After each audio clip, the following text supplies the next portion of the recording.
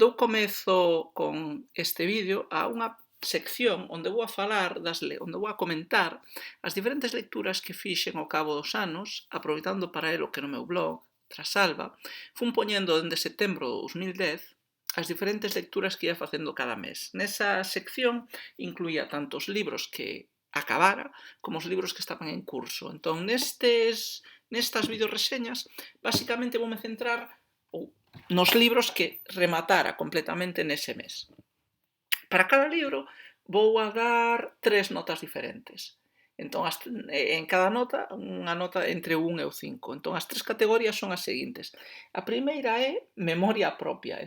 Quero dicir, canto me lembro do libro en cuestión, dos seus contidos ou das súas imaxes ou de algún elemento específico.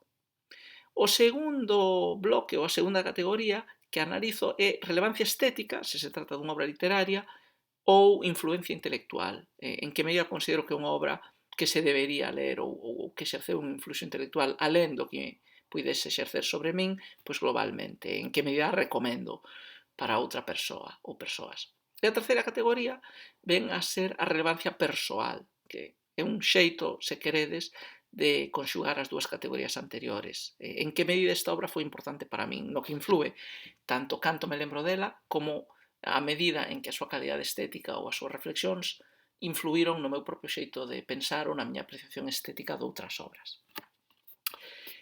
Entón, setembro de 2010, a pesar de que foi o mes que empecé a traballar de xeito permanente, aínda así foi un mes no que tiven bastante tempo. Contemplo atrás e vexo que lín 8 libros, ou sea, acabei 8 libros nese mes, aunque algúns deles, ou a maior parte deles, non eran demasiado grandes, é un número considerable. Entón, para este primeiro vídeo, penso que vou falar só dos 4 primeiros e falarei dos 4 seguintes despois. Empezamos, polo tanto, co Cymbeline de William Shakespeare. Normalmente, cando incluo un libro nesta lista, refírome a un libro, ou sexa, un volumen independente entre dúas tapas duras ou brandas. A única excepción que fago normalmente con isto refírese a Shakespeare. No caso de Shakespeare, aunque ás veces leo libros soltos dunha obra poética ou, o sea, dos seus poemas ou de algunha obra teatral, o certo é que teño na casa desde os meus anos universitarios ese libro que vedes á esquerda. De novo, son Shakespeare, é un volumen tamaño Biblia, tapas duras, papel finiño, que contén toda a produción literaria de Shakespeare. Entón é un volumen grosso, un pouco incómodo de manexar, pero moi práctico, moi profusamente anotado. É un dos primeiros libros así que me permitín como luxo, é dicir, comprando un libro de boa calidade física e de boa calidade en contidos, para o que tuven que aforrar un pouco, porque era un libro careiro. Entón, o Cymbeline lino no 2010, en setembro, xa o lera antes, isto era unha relectura, e daquela tiña un plan que non se consumou, quizá ves o resucite nun futuro, de ler unha obra de Shakespeare ao mes. Entón, daquela tiña moito máis tempo libre do que teño agora. Pero cando volva a ter algo máis de tempo, seguramente o resucite. Porque sempre se pode aprender cousas de Shakespeare e do seu maravilloso uso da linguaxe. E incluso dende unha perspectiva mercenaria, o estupendo uso da lingua de Shakespeare sírveme tamén como docente de inglés hoxe en día, para repasar e aprender vocabulario e comprobar vos usos de estructuras. Entón, o conto, o Cymbeline de William Shakespeare, é unha obra que lembro desta obra? Como podes ver, non lembro demasiado. Hai algunhas obras de Shakespeare das que me lembro moi ben da trama dos personaxes, que son ser a maioría. E despois hai unha minoría que non é coincidencia, son as obras que menos me gustan, das que me lembro de ben pouco. Por exemplo, normalmente algunhas do comezo, nas que a técnica de Shakespeare ainda deixa bastante que desexar, ou as tramas son un pouco simplonas e un pouco predicibles. Por exemplo, The Two Gentlemen of Verona, ou The Comedy of Errors, ou The Two Noble Kingsmen, que esa xa é de cara ao final, e o Cymbeline tamén está entre elas. Entón, o que lembro, o Cymbeline é unha das obras de Shakespeare nas que se inspira na mítica historia céltica anterior á conquista romana. Probablemente Shakespeare extraeu estas historias, estas lendas das crónicas históricas de Raphael Holinshed, que tamén foi unha fonte de inspiración para moitas das súas obras históricas. Entón, a historia, como vos digo, non a lembro moi ben, creo que conta, hai dúas tramas aquí, hai unha trama política que é a secundaria e despois hai unha trama amorosa, sentimental, que é a principal. O Cymbeline é parte dun conxunto de obras de Shakespeare que se soen chamar por parte da crítica anglosaxona problem plays, porque son así unhas obras raras, entre comiñas, que escribiu Shakespeare cara aos finais da súa vida, é dicir, xa no período xacobeo. Son obras que misturan os xéneros, é dicir, non son claramente nin comedias nin traxedias, son traxicomedias, que diría Polonio. Son obras así cunha temática moi novelesca, moi bizantina. Quero dicir, cando falamos da novela bizantina, pois son estes periplos de amantes apasionados que se ven separados e teñen que percorrer moitos países e vivir numerosas aventuras e ao final da historia por fin consiguen vencer os obstáculos e xuntarse, non? Como no Persiles de Cervantes ou nas obras pois as etiópicas da Grecia Antiga ou obras similares. Estas historias, como vos digo, de anagnórisis, de reencontros, tamén teñen un elemento, no caso de Shakespeare, do sobrenatural. Entón, o Cymbeline é unha destas obras, quizá a menos interesante destas obras. Entón, está ambientada como o Rei Lear, nesa Inglaterra, como vos dicía, céltica, máis que anterior, contemporánea a un estrano Imperio Romano, que non é realmente o Imperio Romano como il fu. A trama política pois ten que ver co intento de invasión de Britania por parte dos romanos. Hai un rei que é o rei Cloten, que loita contra eles, creo que perde unha batalla, pero gaña a guerra de alguma maneira. E por outro lado está a outra a trama sentimental, que ten como centro a Imogen, que creo recordar é a filla de Cloten, e a Cymbeline, que lle dá nome á obra, que é un noble anglosaxón. Bueno, anglosaxón non, os anglosaxóns ainda non chegaran, un noble británico. No, este interés pola temática británica seguramente está relacionada co período xacobeo, con que o rei Xacobe é o primeiro en unificar toda a illa grande, a Gran Bretaña, baixo un único cetro, e creando incluso o título de rei de Gran Bretaña, non? O rei de Bretaña. O Reino Unido aínda tardaría como tal, pois penso que hasta comezos do século XVIII, pois un século máis, polo menos, en constituirse. Entón, nesa trama secundaria, pois Cymbeline está casado con Imogen por culpa dos rumores, ou non sei se está casado ou creo que están casados ou están para casar. Por culpa dos rumores dun italiano perverso, os italianos como viláns moi típico na Inglaterra isabelina, cree Cymbeline rumores de que a súa muller lle foi infiel, intenta matala, pero aí xa non lembro moi ben se ela se desmaia e está como morta e despois se enterra, finxen enterrala, etc. O caso é que ela desaparece e conta como morta durante moito tempo. Ao final da obra, pois hai, entre varios episodios, pois unha anagnórese onde ela volve a aparecer e o seu marido, que se sente culpable polas malas accións do pasado e recoñece o seu mérito, pois volves a xuntar con ela. Entón é un final feliz, pero daquela maneira. Tamén se derrota os romanos ou se consigue que os romanos marchen, polo que ao final é bastante feliz. Creo que a protagonista Imogen sufre os celos da súa madrastra, da segunda muller do rei Cloten, pero, como vos digo, non lembro moito da trama. Prácticamente o máximo que lembro é que a obra é referenciada en Mrs. Dalloway, de Virginia Woolf, sobre todo unha das escenas que creo que do acto cuarto, onde Cymbeline está laiándose diante da presunta tumba de Imogen, dicíndolle non temas máis o sol, porque, claro, agora estás morta, entón agora o paso do tempo xa non te afecta. Entón, calidade estética ou relevancia intelectual? Bueno, é unha obra de Shakespeare. E aquí diredes, probablemente con razón, ou pensaredes, probablemente con razón, que lle dou un 2,5 porque, claro, é Shakespeare, é un mitómano, un shakespeariano como a mí, non lle pode dar menos a ninguna obra de Shakespeare por moi pouco que lle guste. E teredes unha parte de razón. De todos xeitos, aunque a trama, como vos digo, non sexa moi memorable e non sexa unha das grandes tragedias de Shakespeare, é unha obra que, como todas as do Cisne de Avon, fai un uso fascinante, magnífico, sublime da linguaxe.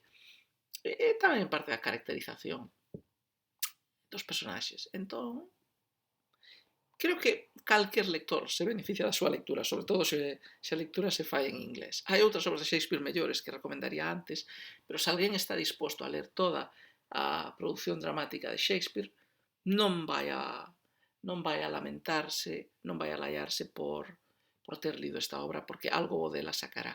De feito, pouco despois de lela, escribín no blog unha reseña de algúns aspectos interesantes da obra, que non consultei agora para que non deturpase a memoria que teño dela. Pero seguramente pague a pena de ler, e recomendaría vos relela. Entón, eu probablemente a volva a reler no futuro, por iso lle dou un 3,5 en probabilidade de relectura. En influencia en min menos, pero, bueno, é unha nota común. Quizás a influencia en min sexa 1 e a probabilidade de relectura 4 ou 5, e a media xa en 3. Vale, pasemos ao seguinte volume. Este tamén é unha obra pequeniña, comparativamente. Este é o tomo 10 da Historia de España do Marqués de Lozoya, editada por Salvat, alrededor de mediados dos anos 90. Unha Historia de España en 26 tomos, que se vendeu en quioscos. Estamos falando do ano 94, 95, unha época en que ainda non había internet, en que o mantedor non vivía en Santiago de Compostela e só tiña acceso a quioscos e a determinadas librerías, en Outes, en Noia. Por lo tanto, non podía mercar cousas moi finas. Esta foi a primeira, hasta ahora diría a única, historia de España completa que teño na casa. E que lín.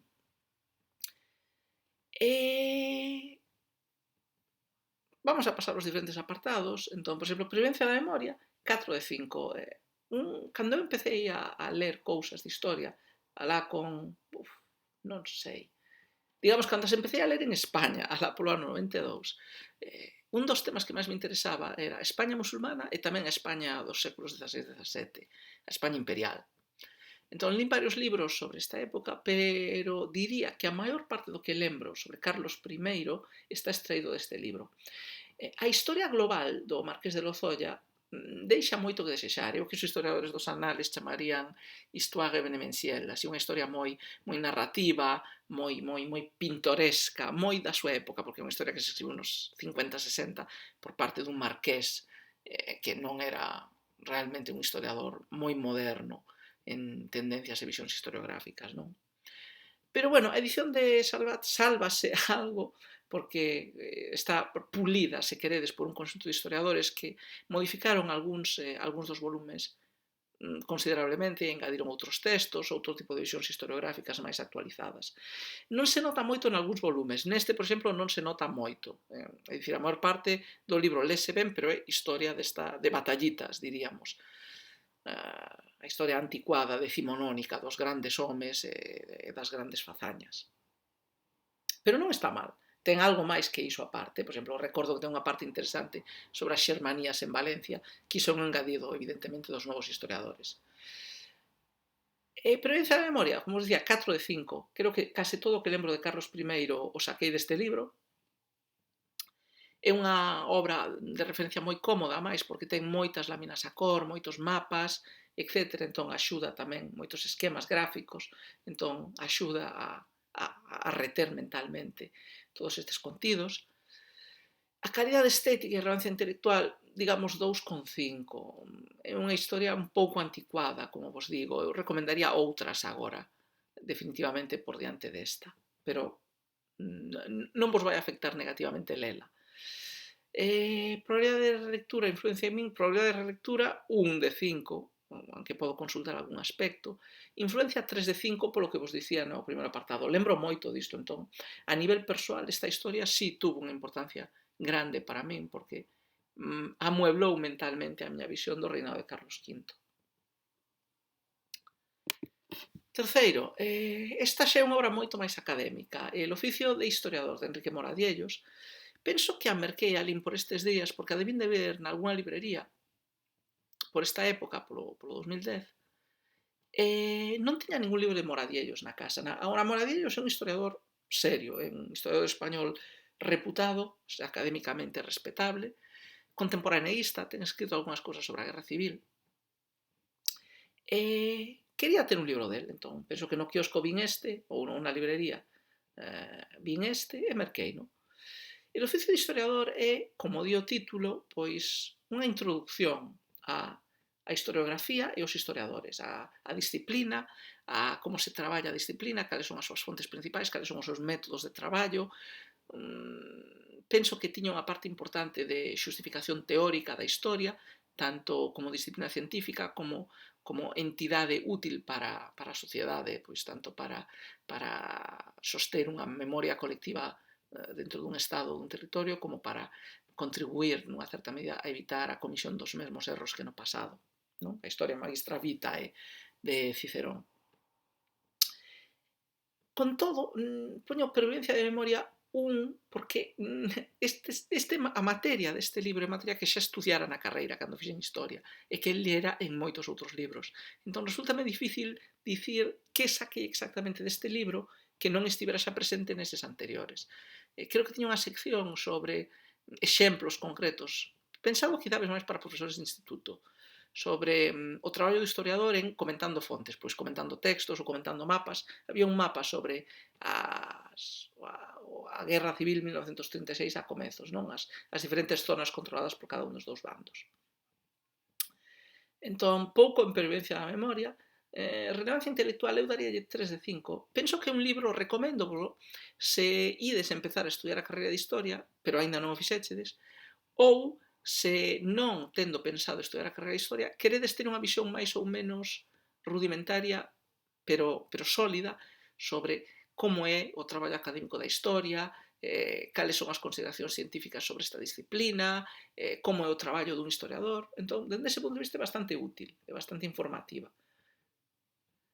Por último, influencia en min probabilidade de relectura, pois 2 de 5, o 2 seguramente porque probablemente o relea nun futuro, agora fai moitos anos que estou, entre comillas, máis divorciado da historia do que no 2010, pero seguramente é un libro que me beneficiaría de reler, e seguramente algún día relea.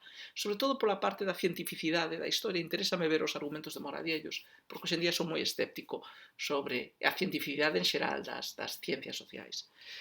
E influencia escasa no sentido de que suma, pero sin contradicir o que outros textos historiográficos que lera afirmaban. Por último, o cuarto dos 8 que lín este mes, co que remato a sesión de hoxe, País de Nieve de Yasunari Kawabata. Entón, o libro que lín foi exactamente a edición da que tedes aquí a imaxen, que non é miña. Isto foi un préstamo do bo amigo Ramón Blanco. Esta é unha edición que debo de mercar nalgúna librería de vello ou nalgúna feira do libro, porque é unha edición así un pouco rudimentaria, non? Unha edición dos anos 60, penso, unha editorial descoñecida, Zeus.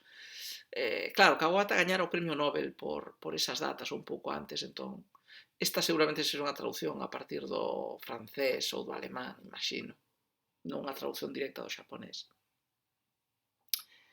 Entón, é unha obra moi xaponesa, entón vou empezar coa calidade estética. É unha obra moi boa, pero paradóxicamente lembrome moi pouco da trama específica da obra.